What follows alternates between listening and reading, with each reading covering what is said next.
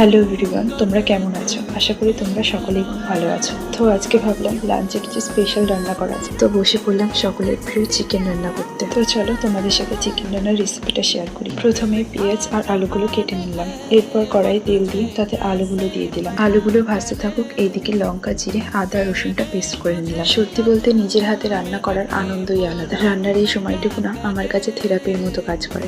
আমি নিজের হাতে রান্না করতে বেশ ভালোবাসি। তো আলুগুলো লাল লাল করে ভেজে তুলে নিয়ে ওই একই তেলেই তেজপাতা, শুকনো লঙ্কা, জিরে দিয়ে পেঁয়াজগুলো দিয়ে দিলাম। এরপর পেঁয়াজগুলো ভাজা হয়ে গেলে তাতে চিকেনটা দিয়ে দিলাম। আসলে আজকে আমি চিকেনটা ম্যারিনেট করতে ভুলে গিয়েছি, তাই ভাবলাম চিকেনটা তেলের ওপরেই দিয়ে দিই, তাহলে ওই চিকেনের কাঁচা গন্ধটা থাকবে না। তো এরপর মশলাগুলো দিয়ে একে একে লবণ, হলুদ, লঙ্কার গুঁড়ো দিয়ে আলুগুলো দিয়ে দিলাম। এরপর মাংসটা ভালোভাবে কষিয়ে নিলাম। মাংসটা ভালোভাবে কষানো হয়ে গেলে গরম জল দিয়ে দিলাম। আসলে গরম জল দিয়ে মাংস রান্না করলে মাংসটা খুব সুন্দর হয়। এরপর নামানোর আগে গরম মশলা দিয়ে নামিয়ে দিলাম। তো তোমরা আজ দুপুরে কি খেলে কমেন্ট করে জানিও। তো আজকের মতো এইটুকুই, দেখা হচ্ছে কালকে আরো একটি ব্লগে। টাটা।